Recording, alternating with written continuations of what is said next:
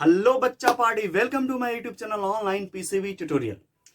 बेटा मैंने एक सप्ताह से लगभग वीडियो अपलोड नहीं किया है, इसके लिए माफी। थोड़ा सा एक प्रॉब्लम आ गई थी, छोटा सा है ना, इसलिए थोड़ा वीडियो अपलोड मैं नहीं कर पा रहा था, कहीं चला गया था। तो अब आपका लगातार वीडियो आएगा और आपका लगातार क्लासेस चलते रहेंगी। सब कुछ का 9, 10, 11, 12 सारा का सारा क्लासेस यहाँ पे ऑलरेडी आपका चलेगा रेगुलर। ओके, तो आज मैं आपको पढ़ाने वाला हूँ क्लास 10 इलेक्ट्रिसिटी का 10th लेक्चर, जिसमें आज हम आपको पढ़ाने वाले हैं ओम्स लॉ के बारे में, जो कि बहुत ज्यादा इंपॉर्टेंट है। देखो, ओम्स लॉ सब जानता है, V equal to I R, लेकिन यहाँ पे आपको समझने के लिए मैं क्या करूंगा, सिलेबस तो पढ़ाऊंगा ही, लेकिन कुछ ऐसे 4 पॉइंट्स हैं जो मैं आपको एक्स्ट्रा नॉलेज देने वाला हूँ ओम्स लॉ के बारे में। ओके, जो कि बहुत ज्यादा इंपॉर्टेंट है कंपटीशन पॉइंट ऑफ व्यू के हिसाब से। तो आपको ये वीडियो पूरा देखना होगा, तब जाकर आपको पूरा का पूरा ओम्स लॉ का कॉन्सेप्ट जो है वो समझ में आएगा। ओके, क्योंकि एक्स्ट्रा पॉइंट जो है ना बहुत ज्यादा मैटर करेगा आपके इस ओम्स लॉ को समझने में। ओके, तो चलिए शुरू करते हैं ओम्स लॉ, लेकिन उसके पहले एक छोटा सा टॉपिक अपन पढ़ेंगे सर्किट, इलेक्ट्रिकल सर्किट के बारे में। Okay, electrical circuit, circuit diagram के बारे में थोड़ा सा नॉलेज ले लेंगे, 2 मिनट का नॉलेज है। ओके, उसके बाद अपन ओम्स लॉ स्टार्ट करेंगे। तो जल्दी से एक छोटा सा हेडिंग डाल लीजिएगा, इलेक्ट्रिकल सर्किट और सर्किट डायग्राम। जल्दी से कॉपी में हेडिंग डाल लीजिए, जानते हैं क्या होता है इलेक्ट्रिकल सर्किट और सर्किट डायग्राम। तो सबसे पहले अपन बात करेंगे इलेक्ट्रिकल सर्किट के बारे में। आपने मुन्ना भाई एमबीबीएस मूवी देखा होगा, उसमें एक रोल है सर्किट, बहुत ही शानदार रोल है, बहुत ही मजा आता है उस रोल को देखने में। आप जाकर देख सकते हो मुन्ना भाई एमबीबीएस मूवी। लेकिन हम लोग यहाँ मूवी का बात नहीं कर रहे हैं, हम लोग बात कर रहे हैं इलेक्ट्रिक सर्किट, जो रियल में सर्किट होता है। ओके, हमारे घर में बहुत सारे ऐसे इलेक्ट्रिकल अप्लायंस होते हैं, जैसे कि TV, fridge, cooler, fan, bulb और बहुत सारे ऐसे अप्लायंस हैं जो एक सर्किट से जुड़े होते हैं, एक वायर से जुड़े होते हैं। जैसे कि मैं आपको एक एग्जांपल यहाँ पे डायरेक्ट दिखाना चाहता हूँ। This is the bulb. Okay, अब ये बल्ब के साथ ही ये वायर जुड़ा हुआ है, लेकिन वायर यहाँ पे एक नहीं 2 है। ओके, और आप देखिएगा यहाँ पे ये 2 वायर है। इस 2 वायर को जब तक हम किसी भी सोर्स यानी कि बैटरी का सोर्स या ईएमएफ से जब तक कनेक्ट नहीं करेंगे, तब तक ये बल्ब नहीं जलेगा। मतलब इस बल्ब को जलने के लिए हमें एक कंप्लीट सर्किट का फॉर्मेशन करना होगा, एक गर्म वायर और एक ठंडा वायर को जोड़ के या फिर बैटरी से कनेक्ट करके। जब इसको कनेक्ट कर देंगे तो ये सर्किट कंप्लीट हो जाएगा और हमारा बल्ब जलने लगेगा। तो इसका डेफिनेशन बहुत ही आसानी से समझ जाते हैं हम लोग। एक continuous path which consist of various electrical devices like bulb, tube light, resistor, etc. connected with each other through conducting wires to the terminal of the source of EMF like battery is called electrical circuit। मतलब circuit complete होने के लिए आपको battery बहुत ज्यादा जरूरी है। Battery से आपको जो भी इलेक्ट्रिक अप्लायंस रहेगा, उसका दोनों वायर जो है उसके एंड में जुड़ा रहना चाहिए, तब जाकर सर्किट कंप्लीट होता है। उसे इलेक्ट्रिकल सर्किट कहते हैं अपन। और वहां पे एक बहुत इंपॉर्टेंट टर्म आता है सर्किट एलिमेंट। सर्किट एलिमेंट क्या होता है? जैसे कोई भी सर्किट है, मान लो ये सर्किट है, ये 2 वायर है जो कहीं से सोर्स ऑफ बैटरी से जुड़ा हुआ है। ओके, और ये बल्ब जुड़ा हुआ है, इस सर्किट से बल्ब जुड़ा हुआ है, टीवी जुड़ा हुआ है, फ्रिज जुड़ा हुआ है। तो ये सब जो भी इलेक्ट्रिकल अप्लायंस हैं वो क्या है? Circuit elements. Okay, circuit elements कहने का मतलब circuit elements the various devices like electrical bulb, resistor, etc. Connected in an electrical circuit is called electrical circuit element. Circuit element simple सी बात है, जो भी इलेक्ट्रिकल अप्लायंस हैं जो सर्किट में जुड़ा हुआ है, क्या कहलाएगा? वो सर्किट एलिमेंट कहलाएगा। And last one is the circuit diagram. देखो, जितना भी अप्लायंस होता है, जितना भी हमारे इर्द गिर्द डिवाइसेज है, इलेक्ट्रिकल डिवाइसेज, सबका एक सिंबल होता है। ओके, और उस सिंबल को हम लोग आसानी से समझने के लिए, मतलब कि पढ़ाई के फॉर्म में, ओके, एजुकेशन के फॉर्म में, ऐसे नॉर्मल तो बल्ब है ना, तो हम लोग को पढ़ने के लिए, आसानी से उसको समझने के लिए सिंबलाइज कर दिया गया है, उसी को अपन बोलते हैं इलेक्ट्रिकल सर्किट।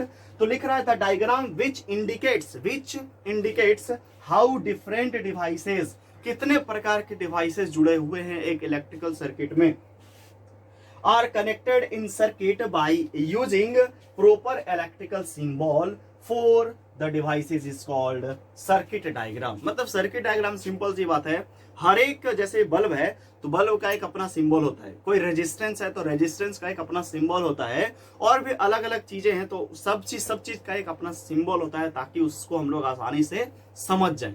हम लोग डिस्टिंग्विश कर सकें कि ये किस चीज का सिंबल है और ये किस चीज का सिंबल है। सो इसीलिए हम लोग सर्किट डायग्राम का यूज करते हैं। तो ये 3 पॉइंट आपको याद रखना होगा, कभी कभी पूछ दिया जाता है 10th के बोर्ड में। Okay, electrical circuit, define electrical circuit, ऐसे पूछ सकता है आपको। तो आप जल्दी से इसे नोट कर लीजिए।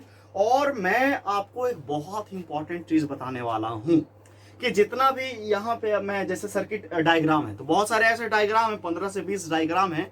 तो सारे के सारे डायग्राम आपको पीडीएफ फॉर्म में मिल जाएगा मेरे और आपके अपने साइट पे, जिसका नाम है onlinepcvtutorial.in। आप जाकर सर्च कर सकते हो, आपको मिल जाएगा सारा का सारा कुछ। मैंने आपके लिए बहुत ही बेहतरीन साइट का फॉर्मेशन किया है, वेबसाइट का, जिसका नाम है onlinepcvtutorial.in। इस पर आपको क्लास 6 से लेके क्लास 12 तक एमसीक्यू, स्टडी मटेरियल, बहुत ही बढ़िया बढ़िया क्वेश्चंस, सब्जेक्टिव क्वेश्चंस और भी बहुत सारा कुछ आपको मिलने वाला है, केवल और केवल फिजिक्स, केमिस्ट्री और बायोलॉजी का। ओके, अभी बहुत सारा कुछ अपलोड हो चुका है और बहुत सारा चीज अपलोड होना बाकी है। आप जाकर विजिट कर सकते हो और देख सकते हो कि वहां पर क्या क्या है आपके लिए। तो जल्दी से इसे नोट कीजिए, उसके बाद अपन स्टार्ट करते हैं ओम्स लॉ, जो कि बहुत ही ज्यादा महत्वपूर्ण है। ओम्स लॉ, सबसे पहले बात करते हैं ओम्स लॉ का। तो ओम्स लॉ सबसे पहले जो दिया गया था, हम लोगों के सामने आया था, वो ईयर था 1828 और देने वाले जो व्यक्ति थे उनका नाम था जॉर्ज साइमन ओम, और उन्हीं के नाम पर इस लॉ का नाम रखा गया Ohm's law. Actually Ohm's law completely depend है आई मतलब करंट पर और पोटेंशियल डिफरेंस पर। ये दोनों ही ओम्स लॉ को बनाते हैं। और क्या कहता है ओम्स लॉ कि अगर कोई भी सर्किट है, किसी भी सर्किट में अगर आप जितना ज्यादा पोटेंशियल डिफरेंस अप्लाई करते हैं, उतना ज्यादा उस सर्किट में जो है करंट बढ़ेगा। ओके, जितना ज्यादा भी उतना ज्यादा आई। तो इसका डायरेक्ट डिफिनीशन का बात करते हैं, तो डिफिनीशन कहता है Ohm's law states that the current I, जो करंट आई है flowing through a conductor is directly proportional to the potential difference.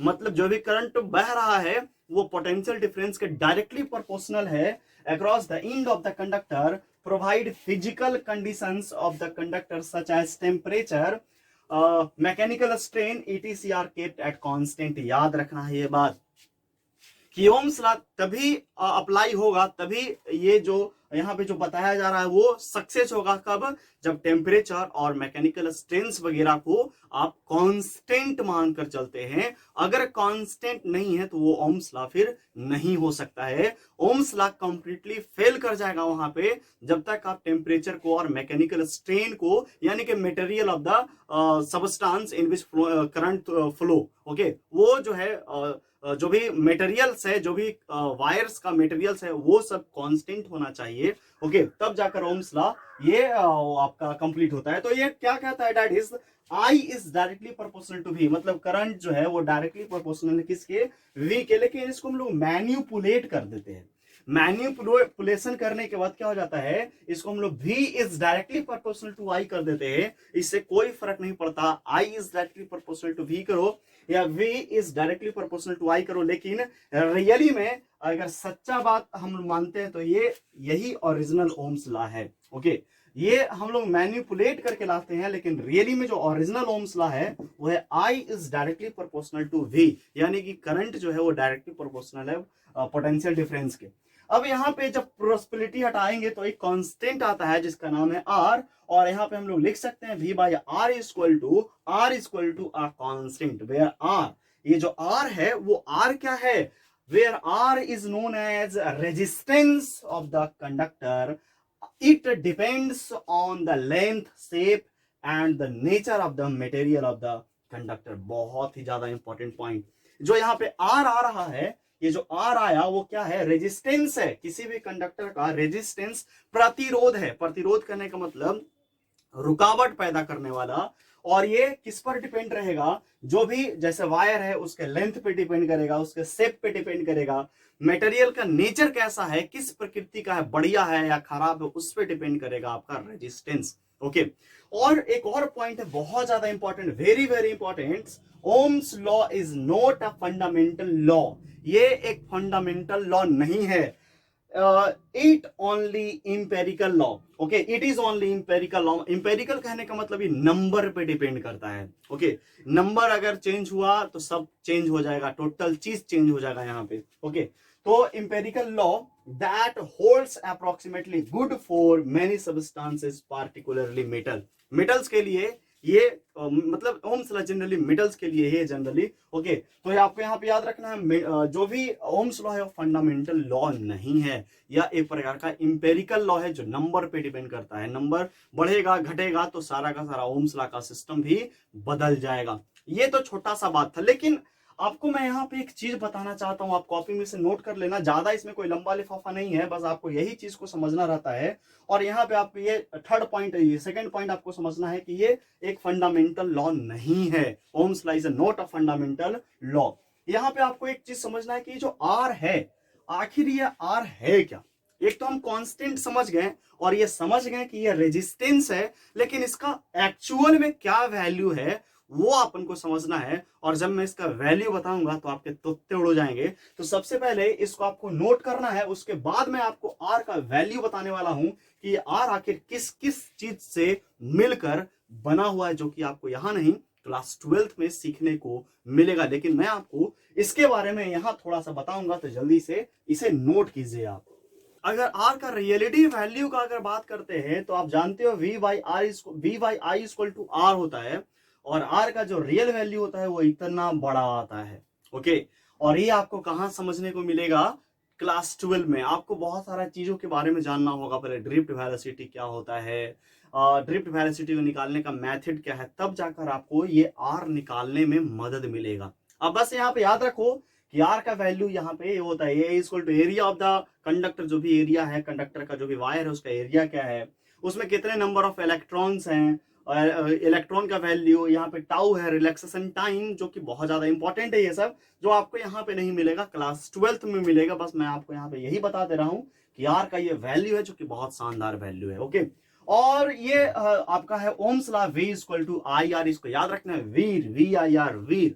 Okay, बस आपको ये फॉर्मूला याद रखना है, इससे बहुत सारा आपको क्वेश्चंस, बहुत सारा न्यूमेरिकल्स आपको बनेंगे। अब देखिए यहाँ पे एक एक्सपेरिमेंट का अगर मैं बात करता हूं, तो एक्सपेरिमेंट अगर आप करना चाहते हो ओम्स लॉ को समझने के लिए, तो यहाँ पे आपको तीन चीज का जरूरी होता है। पहला वोल्ट मीटर का, एमीटर का, और एक छोटा सा रेजिस्टेंस का। ओके, और आप जैसे ही वोल्ट मीटर में जो भी वैल्यू है वोल्ट का, जैसे ही आप बढ़ाओगे तो आपका, जैसे मान लो 0 वोल्ट है, 0 वोल्ट है तो आपका करंट भी कितना होगा, 0 एम्पियर होगा। लेकिन जैसे ही बढ़ गया 1 वोल्ट हो गया तो आपका करंट भी 1 एम्पियर हो जाएगा।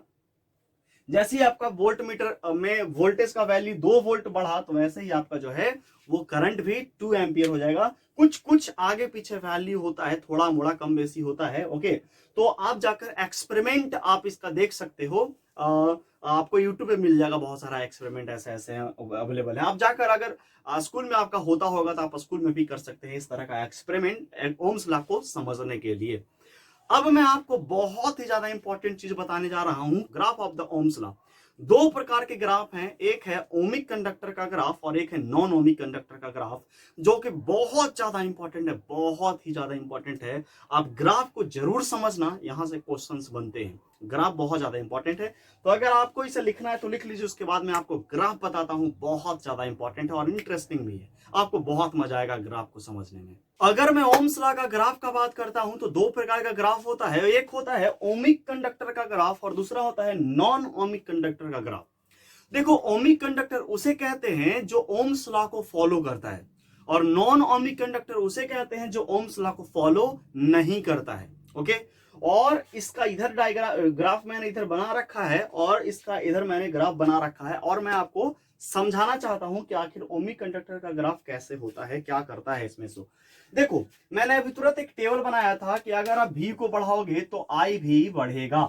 मतलब एक कंपोनेंट अगर आप बढ़ा रहे हैं तो दूसरा कंपोनेंट भी बढ़ेगा, तो इसका ग्राफ कैसा आ जाता है, स्ट्रेट लाइन आ जाएगा। ओके, ओमिक कंडक्टर का ग्राफ कैसा होगा, जनरली स्ट्रेट लाइन। और अगर आप यहाँ पे स्लोप निकालना चाहते हैं, आर निकालना चाहते हैं, तो आर निकालने के लिए आपको क्या करना पड़ेगा, अगर इधर आई है तो ये भी आई लेना होगा, ये v है तो v ले लीजिए और यहाँ से टेन थीटा निकल जाएगा, मतलब कि r equal to V by I equal to tan theta. और अगर मैंने इधर v और इधर i ले रखा है, जस्ट इसको अपोजिट किया, इधर i और इधर v रख दिया है, देखो इधर v है तो यहाँ पे i है, तो जैसे ही इस चीज को कंपोनेंट को चेंज करेंगे तो यहाँ r का वैल्यू भी क्या हो जाएगा, चेंज हो, r का वैल्यू तो ठीक रहेगा लेकिन इसका जो स्लोप है वो चेंज हो जाएगा, that is the 1/10 theta.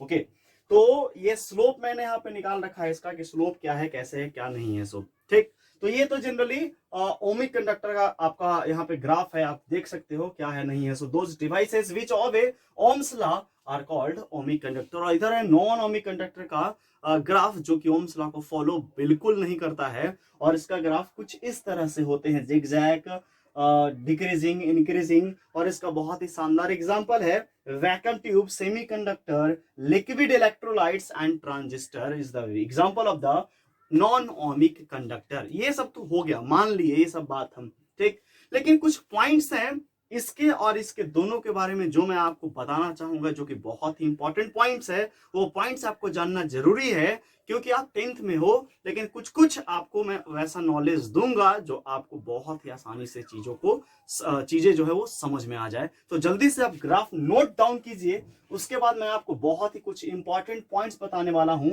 In graphs के बारे में, तो जल्दी से नोट डाउन करो आप। देखो अभी आपने एक बहुत ही शानदार रिलेशन पढ़ा था, that is the v by I equal to R. लेकिन ये v by I equal to R valid किसके लिए है? दोनों के लिए है, नॉन ओमिक कंडक्टर के लिए और ओमिक कंडक्टर के लिए, दोनों के लिए यही फॉर्मूला अप्लाई होगा। लेकिन अगर मैं बात करता हूं ओमिक कंडक्टर का, यानी कि वैसा कंडक्टर जो ओम्स लॉ को फॉलो कर रहा है, उसमें ये आर को आपको कांस्टेंट रखना होगा, आर को चेंज नहीं करना होगा। लेकिन अगर वही मैं बात करता हूं नॉन ओमिक कंडक्टर का, तो नॉन ओमिक कंडक्टर में आर जो है वो लगातार चेंज होते रहेगा, इसका वैल्यू, आर का वैल्यू जो है वो लगातार चेंज होते रहेगा, तब जाकर आप उसे नॉन ओमिक कंडक्टर कह सकते हैं। और अगर आर का वैल्यू चेंज नहीं हो रहा है तो वो नॉन ओमिक कंडक्टर बिल्कुल नहीं है। तो दिख रहा है the relation v by I equal to r is valid for both ohmic and non-ohmic conductor, but R is not constant for non-ohmic devices. R constant नहीं है non-ohmic के लिए, लगातार बदल रहा है। That is Ohm's law fails when VI is not constant. Ohm's law fail कर जाएगा कब? जब V by I equal to constant नहीं होगा। ओके, तो वो हो जाएगा क्या? Non ohmic conductor. मतलब ओमिक कंडक्टर के लिए ये कांस्टेंट होना बहुत ही ज्यादा जरूरी है। ठीक, अब एक दूसरा पॉइंट है जो कि बहुत ही ज्यादा इंपॉर्टेंट है। कहता क्या है कि आप जैसे ही क्या करते हो, आई बढ़ाते हो, भी बढ़ाते हो, यानी कि पोटेंशियल डिफरेंस बढ़ाते हो, आई बढ़ जाता है। लेकिन कभी कभी ये नहीं हो पाता है। ओके, नहीं हो पाने का कारण क्या है, थोड़ा समझिए। The relation between V and I is not unique, ये यूनिक नहीं है। That is there is more than one value of V for the same conductor I।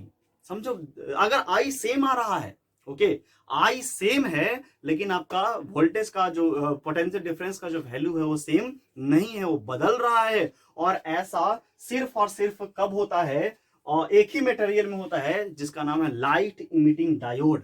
ये आपको क्लास 12th का मॉडर्न फिजिक्स में आपको ये पढ़ने को मिलेगा, सेमीकंडक्टर चैप्टर में, जो कि बहुत ज्यादा इंपॉर्टेंट है। तो आप याद रख सकते हो कि लाइट इमिटिंग डायोड एक ऐसा मटेरियल है जिसमें क्या होता है कि आप आई तो देते हो, सेम आई देते हो, लेकिन आपका वोल्टेज बार बार क्या हो जाता है? बदल जाता है, यानी कि पोटेंशियल डिफरेंस बार बार आपका बदल जाता है। ओके, तो आई थिंक आपका ओम्स लॉ जो है बहुत ज्यादा, मैंने बहुत सारा चीज पॉइंट, नया नया पॉइंट्स आपको बता रखा है आज के इस ओम्स लॉ लेक्चर में, जो कि आई थिंक आपको बहुत अच्छा से समझ में आया होगा और नया नया चीजों के बारे में आपको जानने को भी मिला होगा। ओके, तो आज वीडियो यहीं पे समाप्त करते हैं। अगले वीडियो में मैं आपको बताऊंगा रेजिस्टिविटी एंड रेजिस्टर के बारे में एंड रेजिस्टेंस के बारे में, जो कि बहुत ज्यादा इंपॉर्टेंट है।